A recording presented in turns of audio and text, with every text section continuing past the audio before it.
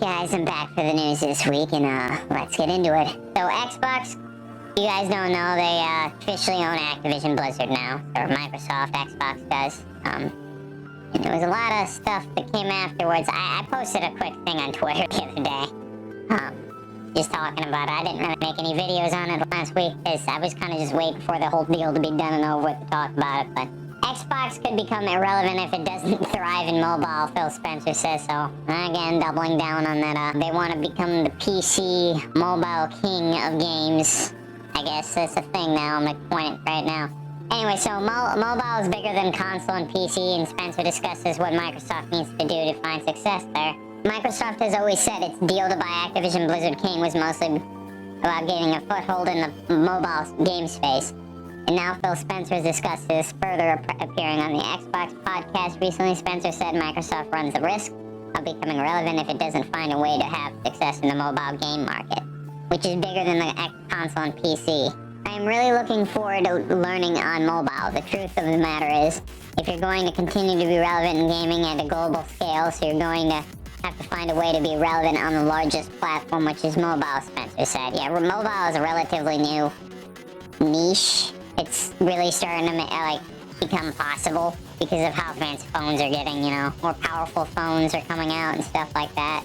And Apple seems to have taken notice too with that, with their newest phones, although you can literally snap in half. I don't know if they fixed that little issue there. iPhone 15 Pro Max may decide to stop selling consoles altogether in the future. Who knows if they are able to find success through the digital marketplace through cloud streaming, PC, and hopefully that's not the case. I like having a box in my room. Seems to line up with statements made during the court cases. If their Game Pass gambit fails, they might pull out of gaming altogether. Who knows? I don't think that's going to happen, but their internal plans leaked. It's obvious that that's what they planned to do, is just in the aspect of, let's make Xbox bigger, putting it on an app and throwing it on any device and getting our Game Pass app running on freaking, I don't know, Nintendo and PlayStation maybe at some point.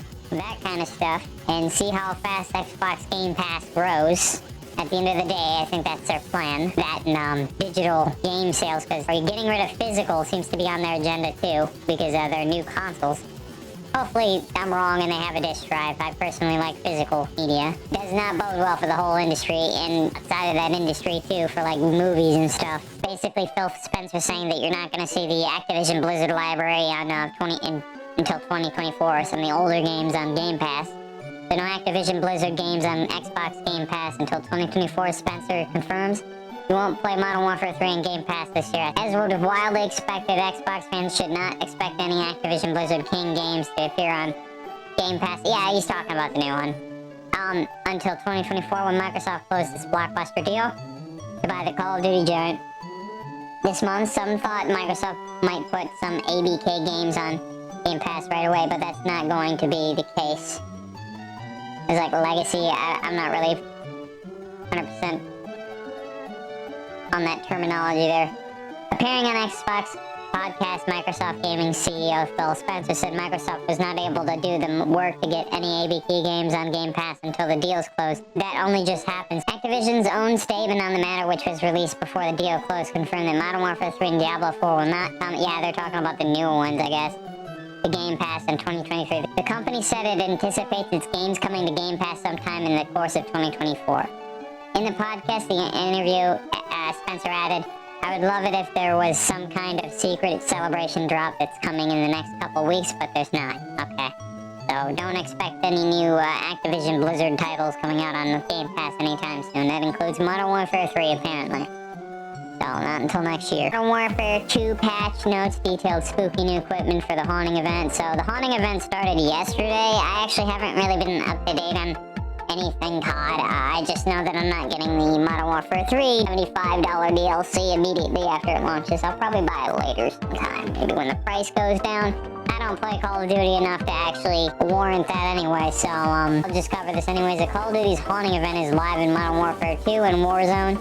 Halloween-themed events brings a nighttime Almazara map with demons, limited time zombie modes, and Vondel, new cosmetic rewards to unlock, and spooky limited time equipment to use. The Haunting delivers a new soul capture event March much like the popular trophy hunt event from Season 3.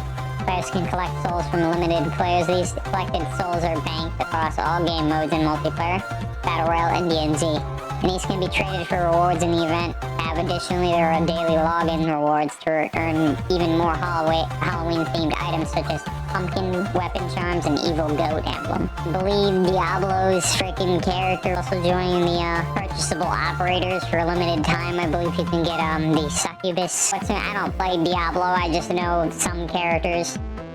You can get her as an operator, and I'm not really sure what the other one's called. Season 6 is the final season for Modern Warfare 2 as Call of Duty's Modern Warfare 3 arrives on November 10th. I heard the beta had issues when it was live from hacking. Sony files patent application for PlayStation 5 Controller that stores and charges earbuds. A newly discovered patent application could hint at what the next iteration of the DualSense controller may look like. Sony's DualSense controller for the PlayStation 5 already features a touchpad, adaptive triggers, and a gyroscope, a built-in speaker and microphone. If a recently filed Sony patent application is any indication, a new feature could soon be added to the list. The ability to store and charge earbuds with DualSense itself. First spotted by GameRant, the patent application was published on October 12th and includes diagrams of what the next generation of DualSense controllers may look like. Images show slots for housing earbuds, and they're clearly doubling down on their whole streaming device, the new PlayStation Portal, whatever you want to call it.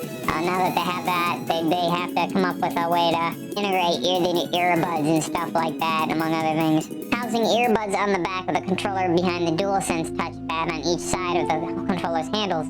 That being said, the document notes that the pair of slots is not restricted to be defined on the back side of the controller, but can also be defined on other surfaces other than the controller, including the front side, any one or both the lateral surfaces, the top surface, or the bottom surface.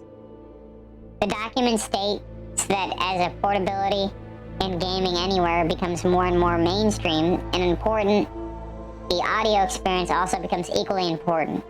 The goal of this new controller then, according to the document, is to simplify the process of pairing a separate audio device while allowing for more efficient management of the battery life of multiple devices and create a convenient space where the earbuds can easily be stored without fear of what being lost.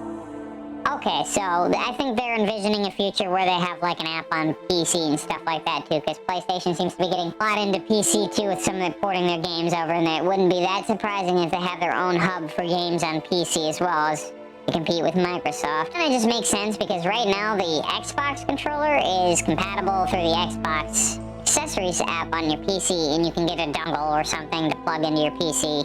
You don't want to use the built-in app on PC that you can get through the Microsoft Store for accessories controller. Carry your controller with your PC that way. Use any Xbox remote. As far as I know, it's all cross-compatible. So far, PlayStation doesn't have that functionality yet because they have yet to really dig their heels in on PC. But I expect that to come at some point if they continue going down this path. I don't know, guys. Digital gaming's the future. That's how I see things going. Just from every little thing these companies do. So we finally got a more leaked reported date. It seems more likely for the PlayStation 5 Slim model, the November 10th, although that article the other day that I read last week talking about the PlayStation 5 Slim did say that a later November release date in it, but it was less confirmed. This seems to be more confirmed date, although it's a leak, so take this with a grain of salt. Seems the most likely. November 10th in the US, the date reportedly applies to both versions of the console, the disc and discless, so the digital. Added that the PlayStation 5 Slim bundle with Marvel's Spider-Man 2 will launch 2 days before then, on November 8th. This bundle is priced at, it seems likely to happen. I'd still get the current models of the PlayStation 5, guys, where you still can. The new one, you have to pay for the vertical disc drive, and it's only gone up in price. Probably one of the worst new consoles that Sony has put out. Or I just wait for the PlayStation 5 Pro whenever that happens. Seems likely from leaks that they're still going on, so, save your money, guys. Anyways, I'll see you guys in my next video. Bye. Check out both my Twitter for news I don't get in vid form. I also upload on TikTok and Instagram.